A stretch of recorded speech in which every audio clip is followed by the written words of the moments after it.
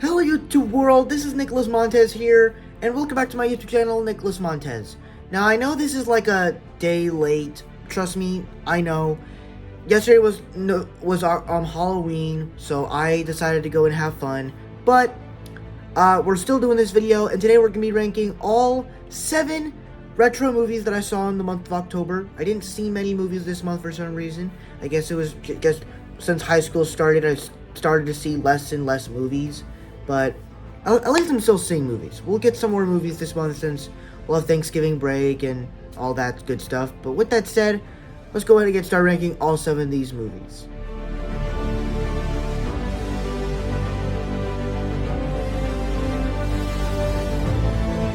Now, if I'm being honest, this movie is kind of boring, to be honest. Like, the whole movie is just boring. It's boring to tears and on edge. And I don't really like it that much. I really don't. I really don't. So for me, comes in last place.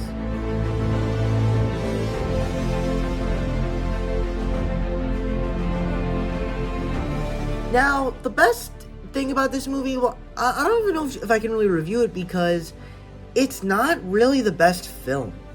It works on, like, it's mostly quiet most of the time. You don't, like, I feel like that the way they wanted to do it was just have a quieter film to explore stuff.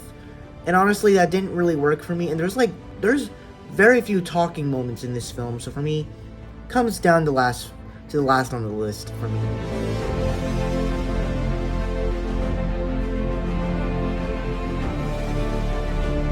Now, the horror aspects in this film were actually really good. I really like the whole mom being rude to the kids. Like, I don't know, there's stuff about that stuff I really like, where parents just go crazy, and it's like you're trying to decide of what kids, of like whose side you're on, the kids or the parents, and like the parents are just making rules unfair. And so yeah, I kind of enjoyed this film a little bit.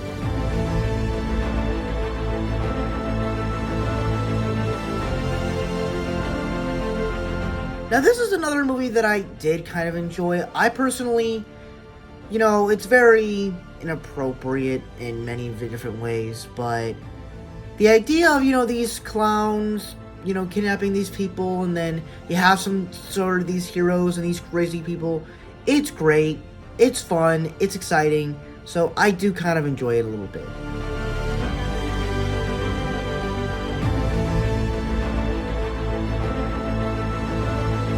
Now, as a Ryan Coogler film, I thought this was a very good film. This, of course, you know, you're seeing Michael B. Jordan before he ever became Creed and Killmonger, and you're finally seeing him in this, like, normal role. It's not a boxer, it's not a supervillain out to rule a kingdom to send vibranium all over the world, and you're seeing him as a normal guy, but at the same time, they're doing the real-life person of this guy that died on that New Year's Eve, that New Year's. I thought this whole story was really good. The fact that it took place in Oakland, which is where Killmonger grew up, it was just really good. And just the acting, the story, pretty much a lot of stuff about this film, the relationships, a lot of stuff really worked. So for me, this was a very good film for this past weekend, and I cannot wait to see Black Panther: Wakanda Forever.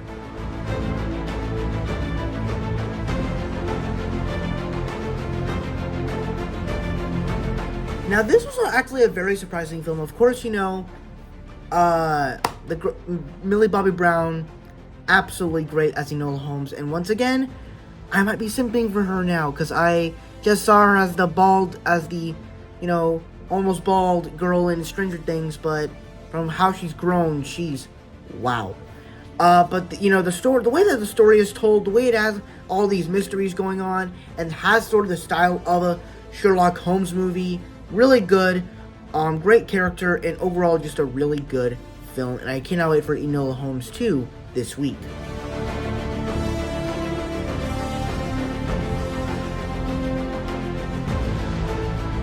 Now, this is easily one of the best movies that I've seen in a while. Now, obviously, this isn't like top tier cinema or anything, but it was an enjoyable time to watch. First off, I think Arnold Schwarzenegger is great as this Terminator, who helps out, I forgot his name, John, to protect him, and the relationship they have together, kind of creating sort of a father and son relationship. I thought that was great. And all the action stuff that he did, I thought was just really cool, whether he's knocks out a window and shoots everyone out the window, or when he just, literally the first scene when he enters the bar and he's like beating everyone up, or he stabs someone, then he grabs the glasses, grabs the gun, and I'm like, this is awesome, bro. And even the thing that he does on the bike where he's like,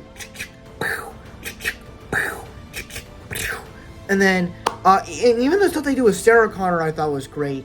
Where she was in a mental hospital, and so she actually becomes part of the team. And then when they start suiting up, it was awesome.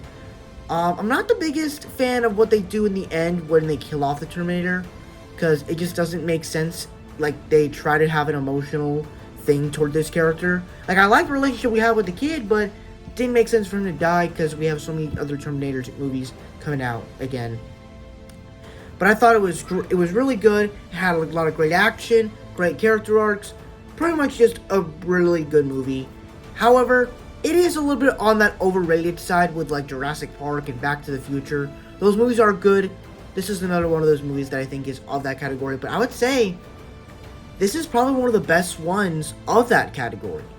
And I'm so surprised by that. So for me, I really enjoyed this movie, and that's why it's my favorite retro movie of October of 2022. And that's my ranking of October retro movies 2022. Thank you guys so much for watching. I really hope you enjoyed. Don't forget to like, comment, and subscribe. All my social media stuff is in the about section over there. And I'll see you guys in the next video. Bye-bye.